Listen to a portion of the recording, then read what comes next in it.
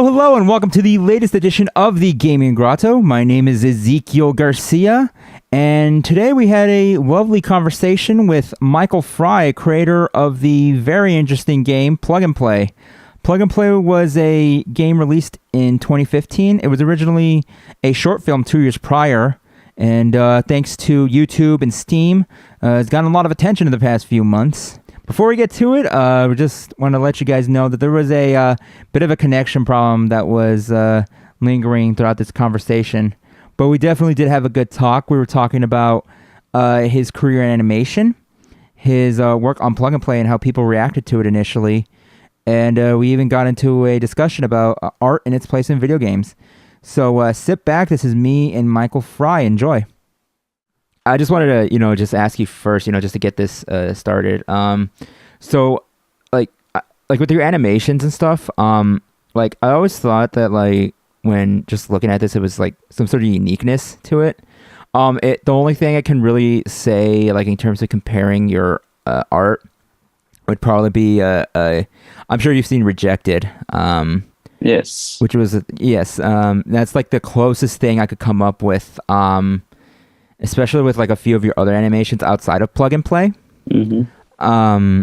So really in terms of animation, you're how did you get your start? How did it all start for you? I mean, as a child, I watched a lot of Disney movies. We had a lot of VHSs at home, and I was never. I mean, I liked the movies, but that's never what I wanted to do. I didn't want to animate a Disney movie or in such kind of a style or whatever. So for me, it was. It started from another direction. I recorded music when I was a teenager, and I liked recording stuff, and I liked to draw. So animation for me was more like a way to record drawings, and this is how I started to animate. I just drew one picture after another, and wanted to make movements with drawing, and this is kind of how it started, and it was really just experimenting. And I later then found out that it was possible to study animation in Switzerland, and so I applied to study there, and I also had an interest in interaction design, so I also applied originally to study interaction design, and I had to decide eventually either or animation interaction design, and I chose animation because I thought if you do interaction design, you might find yourself in a more commercial environment, and that's something I can do later on in my life. But animation in Switzerland, there's no animation industry, so you quite likely end up unemployed. And I didn't really care at that point, and so I just tried, studied animation first in Lucerne. Then I made an exchange year in Estonia, which is northeastern Europe, just next to Russia, a small country. Right next to Latvia as well, right? Yes. It's they speak language that is close to Finnish, so they have more connection to Finland than to Latvia, and I at that point I started to get to know the animation scene, the independent animation scene. So the stuff that is really hard to see. Now with the internet, it's much easier, but the movies that are shown at festivals, mainly in Europe, because there are not so many independent animation festivals in the States.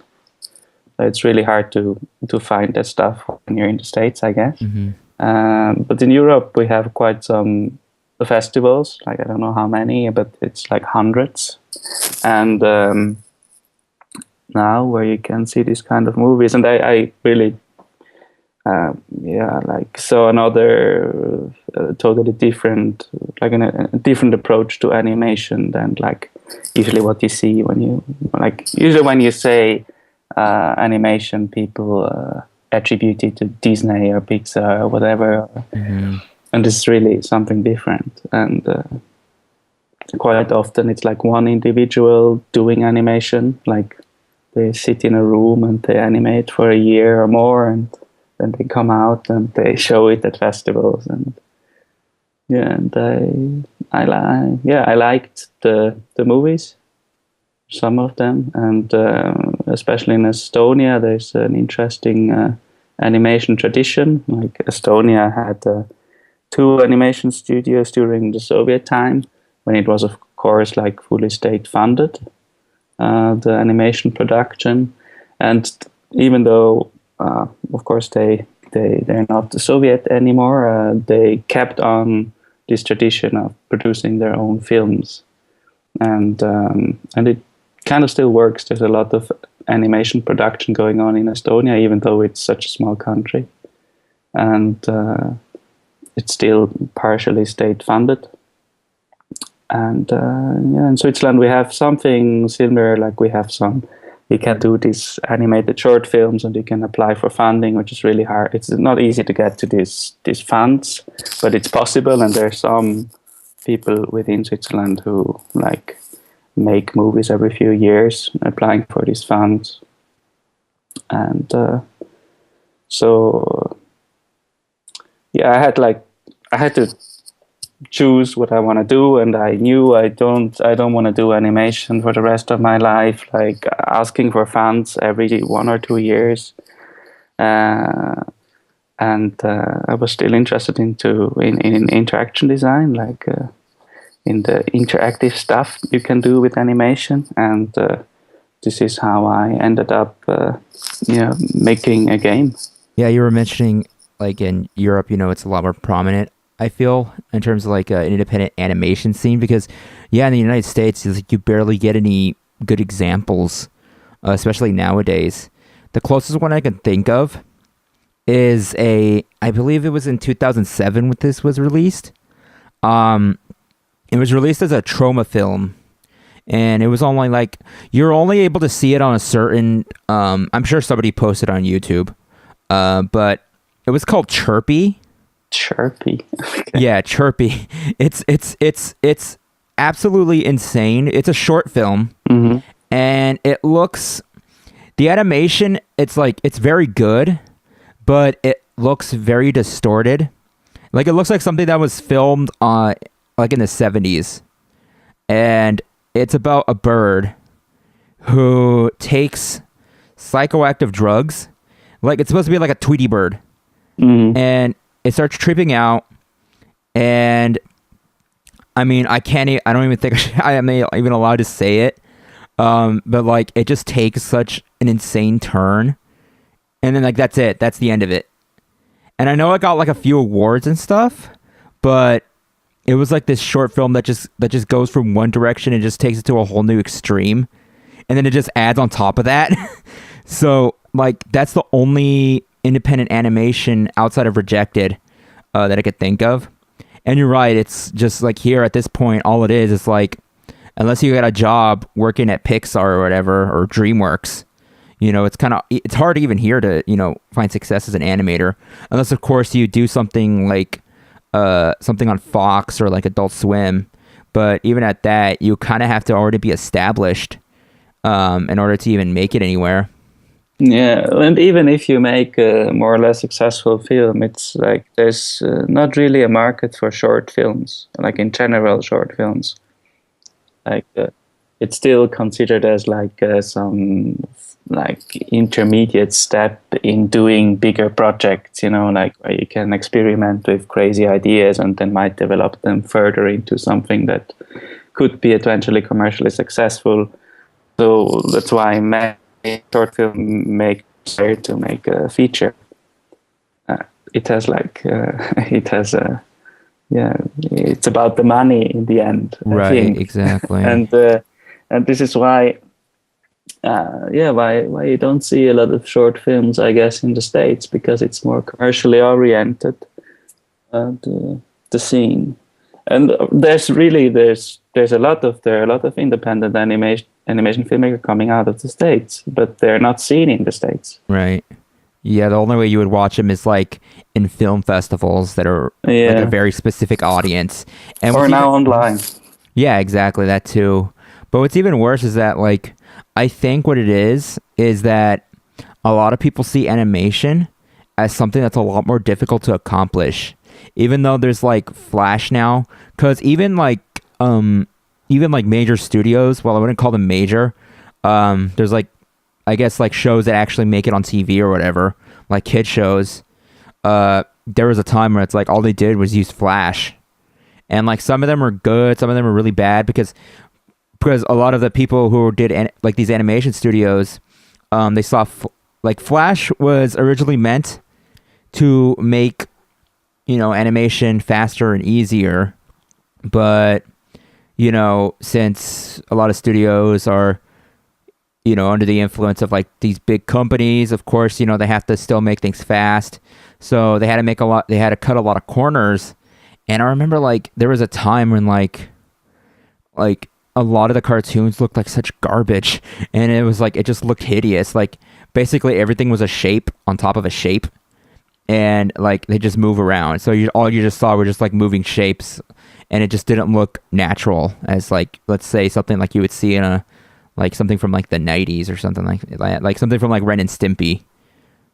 If you ever seen that. But it probably has to do something with that. It was easy to publish that stuff online. It was actually easier to upload a Flash video than an actual film. Yeah, because it didn't require much bandwidth, and a lot of people had like access to these tools. So you would see a lot of people who had no background in animation, of course, doing Flash movies. Oh, and yeah, that's very true. I know a lot of people who work with Flash professionally, and they are into animation. And it's like as a tool, it's okay. I think I tried to work with, I just didn't like it. But I think you can do pretty great stuff within Flash. Oh yeah, you could. It's really just a tool, but it's interesting that like Flash is you attribute it to an aesthetic almost. Like there's a Flash aesthetic, and it's coming from this probably from this wave of Flash content that came in like the early age of the internet. Mm-hmm. Yeah. Newgrounds. Have you ever browsed the Newgrounds? Yeah, of course. Mm-hmm. Yeah. Right. And did you ever have like any specific influence? Was like anything that like really like drew you into animation outside of just watching Disney films, or was it just something that just eventually just kept growing and growing? No, there was not really a big influence. I remember there was like some, I don't even recall the name, but Radiohead published some DVD, and there were some animations, there were like some videos. I don't even remember, but there were some short films that were animated, like in this in a drawn style or whatever. And this I quite liked. This I remember like seeing when I was quite young. But yeah, because I'm trying to like wrap my head around as to what DVD that could be. Yeah, I don't remember myself. Aw, that's gonna bug me now. That's gonna bug me because I mean I'm not the biggest Radiohead fan, but I do like their body of work, and I mean I could see Radiohead doing some sort of animation, but I just can't wrap my head around what could it be. Do you know around what time this DVD was released? Around 2000, I guess. Oh, okay, yeah, that sounds a little more. A little bit later. Oh, okay, yeah. I'll probably look into that soon enough. I wanted to bring up when you were doing plug and play. I know like when you turn into a game, like was there anything that like influenced your decision, or was there something you just decided to do when you turned plug and play into a interactive game? I was thinking about it before I started working on the project. Okay. That I would like to do both. Mm-hmm. But during that time, I just had to finish another film, which was part of my stuff still. So I made plug and play, and I had not really time to like build a team or something. I really did everything on my own. But I tried to imagine what kind of decisions in making this new project could simplify the process in turning this thing into a game afterwards. So this was like using not many elements, visual elements, and all the actions are going from left to right and stuff like that. Like I had these like formal restrictions that I thought could be helpful afterwards. And but while doing the movie, I didn't really like. I was searching for someone helping me out with making the game because I was looking for someone who can basically do programming and has some idea of game design. And I was looking for someone like for after I finished the movie for maybe half a year, quite intensively, and I sent an email to Mario, the guy I ended up working with, and he just he happened to like the film. I just sent him a link to the film, and we met and figured out that we kind of have similar like interests in games, because we both are no gamers. Like I'm not a gamer myself, and like my interest in interaction design was more coming from just like building websites and stuff, and so interactive things, like it can be toys or anything, and like one piece that we both really liked, and we figured it out the first time we met, was from the Vector Park stuff. I don't know if you know that one. It's an artist from New York. He's called Patrick Smith, and he's publishing his stuff under Vector Park. And he made originally was a Flash game called Windows Ill, that he later published on iOS for the iPad. And it's really like, it's not, I don't know, like some people would argue it's not a game. But I mean, for me, obviously it is a game, but it has like a toyish feel to it. And it's super accessible. Like you can show it to my grandmother and she would start to play and like it somehow. And this kind of content I really liked. Like when it was not targeted to a specific audience. It's not targeted to gamers. This is kind of what I wanted to do, and I wanted to not. This was also like the big problem was when I was looking for game designers, that people watched the movie and they were like suggesting to turn plug and play into an adventure game, and this is really not what I wanted to do. I wanted to keep it, or to just play with the elements that were already in the film and make something interactive out of that. And Mario was like the perfect guy to work this out with me. I mean, we worked on this game for like in total like maybe 1 year, which was quite intense process.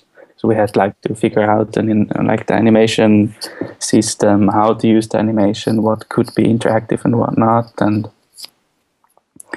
yeah, it was a lot of trying and prototyping. And it's a very, for me, like I started animation because when you animate something and you play it at the end, you see it move. It's kind of it's a sort of magic.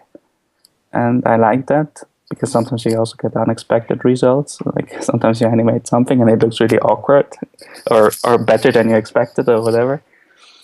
And it's the same when you do code, when you program. Like you have an idea in mind, you start to write it down, and then you hit run or whatever, depending on what game engine you use, and yeah, you can try the result immediately, and sometimes it's also kind of magic. Yeah, because like now that you mention it and you're talking about the whole process, throughout the entire experience of plug and play. Like the one thing I was thinking as I was listening to what you were saying is just that it's impressive the fact that these are very specific animations that you're doing, and the fact that someone's actually coding this to where it's not only interactive but it flows so well. And I think that really is impressive when you think about it, because it's like when you program a game, like let's just say it's like a little side scroller, and you have this little guy, and you program him to jump a certain height, and you do all sorts of things that changes the world. But when you have something like an animation, then I can only assume it's a little more difficult to pull off properly, because it's like you're triggering animations instead of changing the world. So it's like everything's already set, because obviously you're the one who created all the movements and all the physics involved. Like at the very beginning when the fingers are touching each other, it's like they're moving in a very specific way. And normally in any other game, it would be like, it would just move at a certain direction. You just program it to where the person just holds the pointer and just drags it. And like really, it's like everything flows so smoothly that you almost forget that somebody programmed it. Yeah, it's like it's about the feeling. Like when you animate something, it has to look right, and when you program something, it has to feel right. Actually, like touching it has to feel right. Right. So it's a lot about like dealing with feedback, and with plug and play, we're like not super happy with everything. I would have liked to make it maybe even more interactive in some way, like to have always feedback, which it was like technically it would be possible, but it would be like an insane and stupid amount of work. So we kept it simple to not get crazy working on that project for too long. But it's kind of working, I think. Yeah, because when my friend Josh here, I saw him like a couple years ago, I want to say. He was trying his hand at creating his own game. And I remember like it was just so hard to see him not struggle, but rather just work on coding, because it was just something he was learning himself, and he was barely learning it. And like there would just be days when it would just be so frustrating just looking at him do it, because there's like so many specific things he has to do in order to set things right. So yeah, I can see why you want to make it so simple, especially considering there's a lot of texture and animation that you have to work with.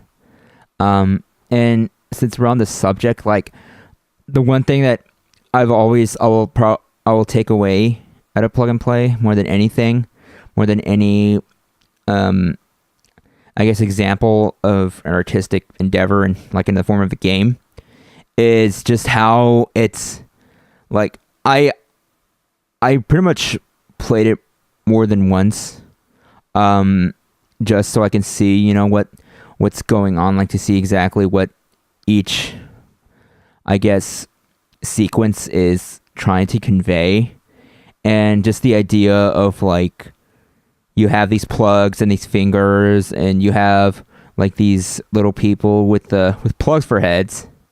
And I mean, the thing is that I still am trying to figure out what it all means at the end. And I have to ask, like as you were like animating this and as you were creating these images, like what was the mentality that you had when you were working on this? Because unlike the other animations I've seen, like I mean the the whole like the fingers and everything, that's sort of what I've seen in other animation, but like with the concept of the plugs, I was just trying to figure out, what that all meant, because I mean, I'm pretty sure people would just think it's like some sort of like innuendo, because that's just how some people think. But Like, what was your mentality as you were working on this game? Because as I understand, this is like the first time you've ever done a game, like worked on a game. I mean, when we did the game, the concept or the story or whatever was already finished. Mm-hmm. So when doing the game was more about getting it done. Mm-hmm. Mm-hmm. And but when you ask about, I don't know, like, I mean, you kind of ask how I got to do that. Yeah, like how did you come up with the idea? Yeah, it's hard to tell. I mean, it's I had this image of two characters with plugs instead of heads, Mm-hmm.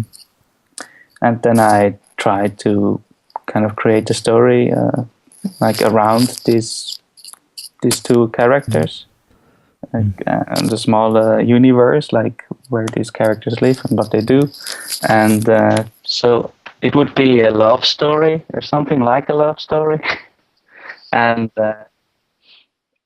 but it was more like playing around with the elements I had, like, because it's so few things. You have like these human bodies with plugs and cables, and like just to figure out what you can do with that, and what is interesting, and how you can create something that is interesting to watch, like that has some tension in it, and this is what I came up with.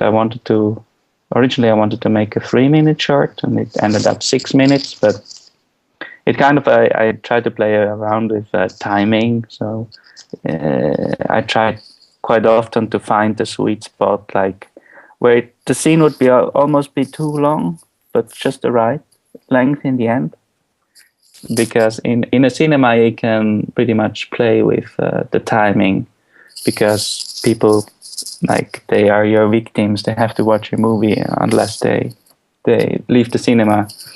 And like online, that's a different story, because people can click away, and when something is too long, they think it's boring and they get entertained somewhere else. But in the cinema, you can pretty much play with that. And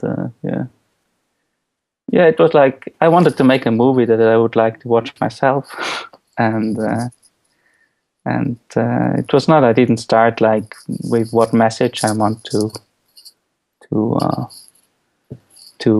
get out. I tried to like construct a universe that everyone like could make his own mind. I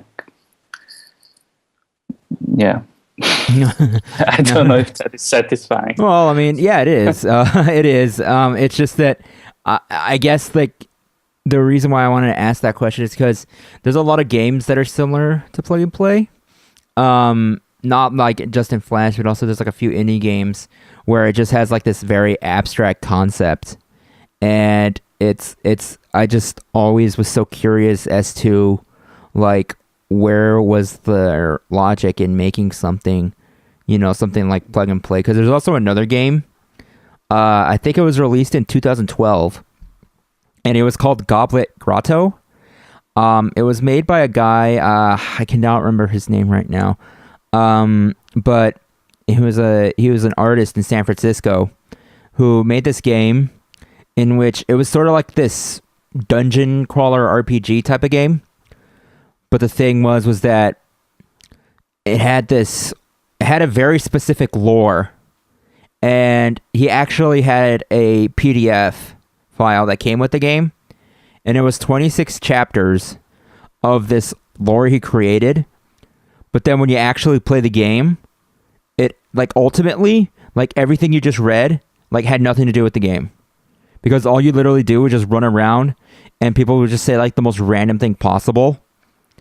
And like that to me is just so genuinely interesting, because it's like because it actually challenges people like with, challenges like their, people with like thoughts, just like not, instead of like trying to figure out the puzzle, but just figure out what message or what kind of statement is the creator making with this game.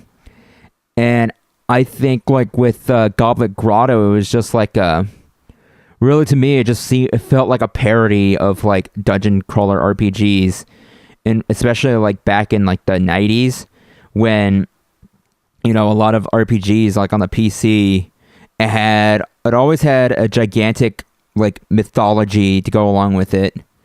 And I think all he was trying to do was try to poke fun at that idea by making you waste as much time as possible. And then when you actually play the game, it's just nothing. Like nothing you do has any influence. You're just running around aimlessly. People just say random things that have nothing to do with anything. And it was just such a weird and such an odd like experience, because it wasn't that long, because I mean it was a pretty big world, but again, you know, it's just a whole bunch of nothing happening. But you know, like with plug and play, it's like I kind of get the same vibe. Not saying, you know, that there's like nothing happening, you know, and I'm not saying, you know, that, you know, it's like meant to waste people's time, but like in the sense of it's very abstract. It doesn't really tell you anything up front, because, you know, that's not what art is about. It's about letting people decide, you know, what they see. And really with like video games and art, I still have trouble deciding whether or not art has a place in video games. Mostly because I fear that if video games start becoming art, then you get a lot of, I guess, for lack of a better term, a lot of like pretentiousness going on. And I think like that's what was going on for a bit, because there was a lot of indie games that were coming out. Probably the biggest example was probably Gone Home. I don't know if you heard of that game. No. Gone Home was like this first person game. It was, you know, it was like a giant, not giant, it wasn't really giant at all actually. It was like this full 3D rendered game in which you walk around through a house. And I mean, the trailers portrayed it as like some sort of horror game, but then like when you actually play it, all you're doing is exploring a house. And then it was like $20, so you actually had to pay for this game, unlike a lot of other smaller games. And the entire game was basically this mystery as to why this person is coming back to this house, and you're trying to figure out why. And the entire thing was you like doing all these mundane tasks, and then finally you open the basement and you figure out that, oh, wait a minute, the only reason why everybody left and the reason why you went back home is because, well, your character's family didn't approve of your relationship with somebody else, and that was it. Mm-hmm. So you did all that, and you paid $20 for a game that you could probably beat in like 10 minutes, and then you get nothing. Like, it's so unsatisfying. And of course, everybody was talking about like, oh, and of course, like the critics and everything, they were all over this game too. So, and I mean, I didn't want to go off at a tangent, but like that was just like my, you know, the reason why. Well, I think that it's in a way similar to animation. Like when you ask people what animation is, they tell you, yeah, it's like something like Pixar or Disney. When you ask people about games, they reply with, I don't know, it's like a shooter or a racing game maybe. And it has something to do with the fact that what we consider as video games is actually very, very narrow. And it's very, very easy to make something different. And I think if you have a game like that, I haven't played Gone Home, but it kind of makes fun of games, probably. And that's not what I try to do.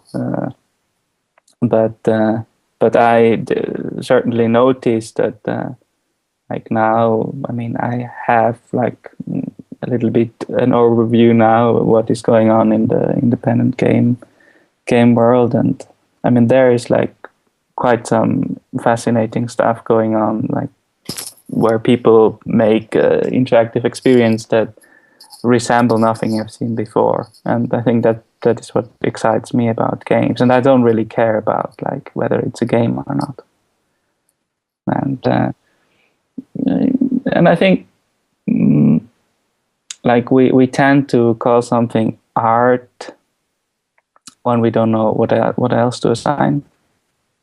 And some it's because it's just a reference to something else, like the game. Making fun of games is not the game, right? And I don't know. All right, because I would consider plug and play to be an artistic endeavor, just mostly because of you actually put a lot of time and effort into it.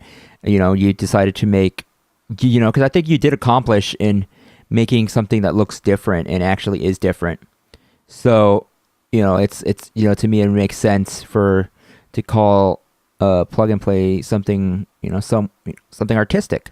And ultimately, do you think do you ever think about whether or not art video games could be considered art?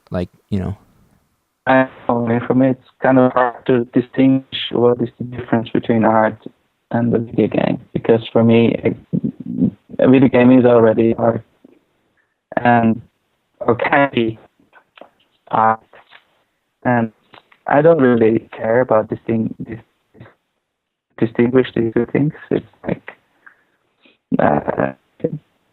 I'm happy if games or something else than main games, and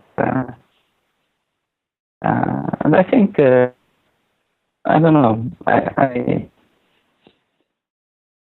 It depends what you. First, we would have to define what we mean by art. Right. Yeah. Exactly. Because that's another thing too. Is that because to me, it's when somebody talks about video games and art, it's what would you define something as artistic in a video game? Like, how would you define art? And to me, there's no concrete answer, I feel. Because it's art is what you make it, it's like what you make of it. So it's like with the video game, you can call something artistic, but people just don't believe that, it's an art, because people will still think that it's a kid's toy and, all you do is just go around and start shooting people, and then a lot of people still think that, and I mean, this is something that's been going on since I don't know, the 90s, I think, where people think, oh, it's for kids. So, art has no place in this, because all you're doing is, just going around and started shooting people in the face, and, you're just either promotes violence or is there just, something that you just do, it's considered a distraction, really. That's what a lot of people think. And I think that's why, a lot of people have trouble calling video games art. But it's kind of interesting because it's so narrow what people think about it. Mm-hmm. It's interesting to play with this with the expectation of an audience, for example. And so I think that's actually more interesting than it is a problem. Yeah, but anyways, plug and play, I still think, it's art, what you did is art, what you guys did is art, I should say. Well, I don't care about it. Right. If it's art, it's just what it is. Right. Well, I'm just letting you know how I feel about it. But I mean, okay, so I'm not sure if I should take it as a compliment or not. Oh, well, okay. Think of it like this, though. What I'm trying to say is that, in terms of the way you made the game, because I do think it's well made, I think you guys did a very good job, in making, plug and play into what it is. Because I think you did accomplish what you wanted to set out to do, But anyways, there was another thing I wanted to bring up too, in relation to plug and play. Mm-hmm. And it was just I think the reason why, okay, I'll let you know right now, the reason how I discovered plug and play was, there is a whole bunch of, I know a whole bunch of people on YouTube have done your game by now, but the one specific channel I first saw it on was a highlight video of a stream that someone did. I'm not sure if you're aware of Vine Sauce, but the guy who runs Vine Sauce did a stream in which he played your game in its entirety, and he had a highlight video, and he was just so his reactions were so genuine, and it's just he was just absolutely shocked at what he was seeing, Like he did not know what to think of anything. And there were at times where like it made him like you can tell it made him uncomfortable, especially at the very beginning when the fingers were about to touch. Because he had no idea what was going on. But like to me that was like the only video I can of somebody playing plug and play that I can actually like, enjoy, because like again his reactions were so genuine. Like he was genuinely like baffled as what he was seeing. But like, and then like I looked up plug and play, and it's like if you go on YouTube right now, it's like everybody is like doing like their dumb little reaction videos or whatever. And so like there's always guys like, especially like, even like the bigger YouTube guys like the PewDiePie and all those guys, and really like since plug and play was I think it exposed a lot of people, especially considering like it has like each of those videos has like millions of views. And like I mean like with the advent of like people on YouTube and posting videos about your game, has that affected anything in terms of like you getting a little bit more notoriety, or has it affected you in any way, shape, or form, like in positive or in a negative way? Well, for us, it was a huge surprise that it was picked up by so many Let's Play channels on YouTube, and it pretty much started once we released the game on Steam, and and then it just like it went viral, I guess, and of course it gave the game an audience, like, but still, like, it's not that many of the people who see these videos actually buy the game afterwards or something like that. So it's, I don't know, like it's less than, less than 0 point something percent. I don't remember. Once I calculated it more or less, like very roughly. But of course it had an influence on the downloads that the game had, because it's really hard, I think, to how to say, to get seen by someone when you publish an app. So in the beginning it was just an iOS app, and we published in February last year, and like we had like quite some media, but you got like a few hundred downloads, and that was it. And through this YouTube videos, we got a lot more than just a few hundreds, which was nice, but it's like, I don't know, we don't care too much about it. We were just wondering why, and of course nobody really knows. But nobody, I mean, everybody who put out something on the web that went viral doesn't know really why. There's not a real explanation for it. And but the nice thing is that yes, it reached an audience, and for us, it was always clear that it's not a game that is for everyone. Like, there are people who don't like it, that's for sure. And like we made always clear, like, I think the description is quite honest of the game when you see it at the store. Like we say it's short. We say, I mean, like screenshots kind of tell you that it's like black and white, and there's not much on the screen to play with, and so we wanted, in the beginning we just put it out for like $3, I think, to make sure that there would be an obstacle for people to download the game, with the hope that people who actually want to play that download it, and not anyone, not everyone. Like that was like an experience we had before with a small project we did, that we put it out for free, and it was also very short, and people would complain about it, and it was like you would get bad reviews, and this is kind of what we wanted to avoid. And this is actually why there's a price on it. There's not a price on it because we wanted to get rich if that there's something like that. Not at all.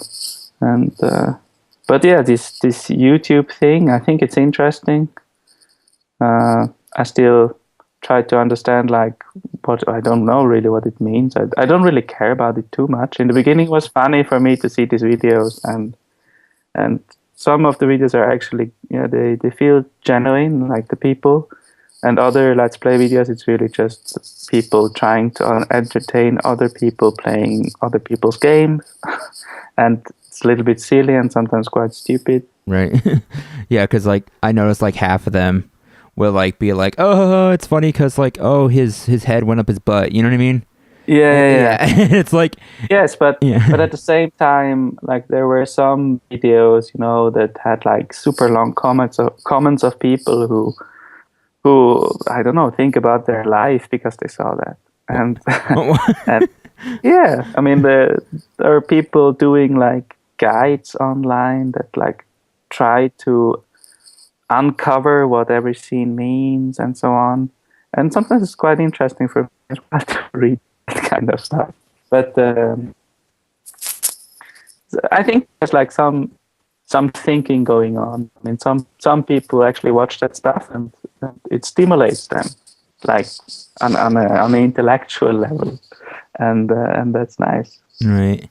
And I think honestly there has to be a little bit more of that honestly in games, because like the thing was that when I watched some of the other videos outside of Vine Sauce, was like, yeah, again, like half of them were just like, like, oh, look at that, oh, it's funny because like he pooped out the little prongs for the plug or whatever. And like to me it's like I wouldn't say it was like insulting because it wasn't, Plug and Play wasn't my creation, but like it's like a little wee bit irritating sometimes when like somebody is putting something out there that demands intelligent thinking, but then someone's like, oh, look, it's a butt, you know what I mean?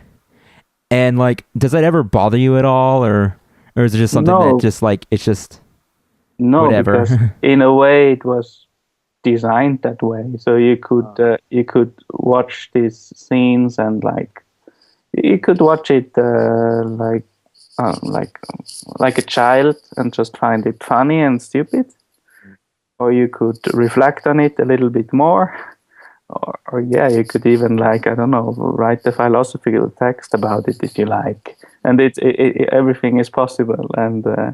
And I was interested in kind of creating like a multi-layered story, and it was, for me, I was a little bit frustrating when I showed the movie at festivals, because the reaction was usually the reflected one. You would get these filtered feedbacks of people, and they would never they would not even like ask, or like when they had a suspicion it was about sex or something, they would not ask anything.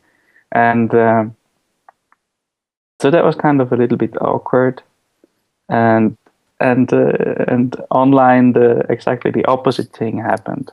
So people only saw the butts and the penises and I don't know what. And then it's also getting like kind of a little bit awkward. And yeah, it the end it's more about the people than about the game. Right, that's very true.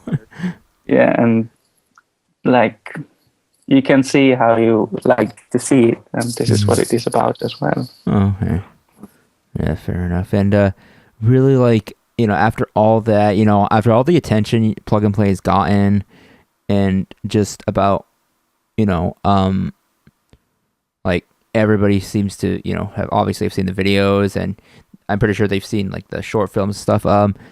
Outside of that, like, has Plug and Play like open, allowed you to explore more into video games more often, or is it just still the same for you? Because I noticed earlier you did say, you're not exactly a gamer, but like with the advent of Plug and Play and like, the entire process, has this inspired you to like, look more into creating games based off your animation, or was it just something that you just wanted to kind of consider to be a one-off? Well, I think it's not something that it's not that plug and play is a success, and this is why we make something similar again or something like that. For me, the reason to also look into interactivity was also that now all the movies, once they have been shown at festivals, they go online, and the web is kind of a graveyard of films because nobody's really watching them. I mean, even though there are like some short films that I watched like I don't know, a million times, like when you actually look at the statistics, how many people watch them from the beginning to the end, it's like it's I don't know, it's like less than 10% for sure, and maybe even less. And it's just people don't really watch movies online because the internet is an interactive medium, and films are not an interactive medium. Not at all. It's a passive experience. You just sit and watch, and so I don't know. I mean, I sometimes ask people when I do presentations how many of them watch online videos full screen, and it's like it's no one, almost. And this is how people watch movies, and the only I think way to deal with that is to think about, hey, how can I tell stories differently? And I'm looking at it from a filmmaker's perspective. So I try to make films. I also try to think about, hey, what happens once this film goes online? And yeah, I mean, interactive movie, it's like when I heard interactive movie the first time, I was thinking about like DVD menus where you could like have multiple choices or something like that. And was never what interested me. What interested me, for example, is like how can I navigate through a website, or how does something feel very interactive, and how doesn't it feel very interactive? And so I tried to make interactive film that was as interactive as possible, and it resembles something like a game. And so this is when I started to become also now more interested into games, because you're at independent game festivals and other game conventions, and you see kind of what's going on to your left and your right, and of course you get kind of inspired by that. But still, I mean, I still consider myself as a filmmaker, and for me it's like thinking about how to tell as a filmmaker stories in the internet age. I mean, that's what I'm interested in. And maybe that's games, maybe that's something completely else. I don't know.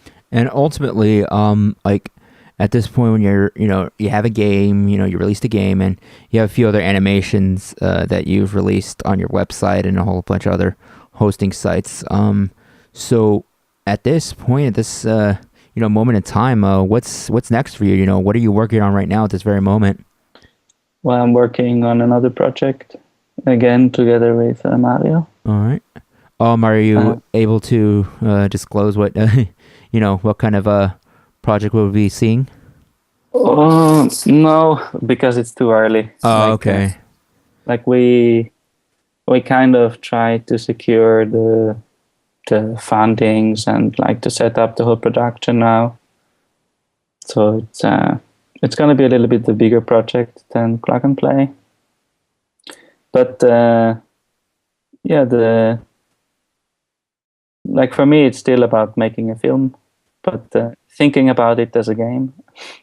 And it's like I also got like, it's the first time I made the game, so with Plug and Play, and of course I took some of the things that we tried during making Plug and Play as a game back to the new project, and think about maybe more a game first, and then make kind of a film or a cinematic experience out of a game, but in a very like it's my style, my thing, like that I continue doing. It's not like something completely different. We're not gonna work in in colorful 3D now or something like that. But yeah, it's probably gonna be released some late next year. Oh, Like that. excellent.